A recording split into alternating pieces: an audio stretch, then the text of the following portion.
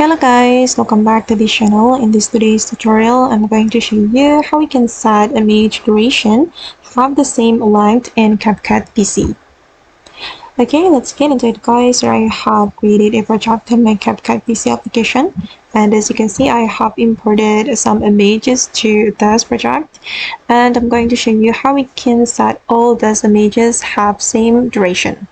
First of all guys, you need to go to the CapCut setting. You're going to select the menu and then go to settings right here, and in the setting you have to go to the edit section, and here you'll be able to set your image duration.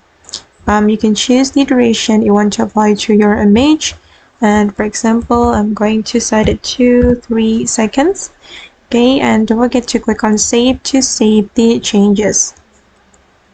Okay, like this, and then I'm going to add my image to the timeline like this, and as you can see guys that all my images have same duration.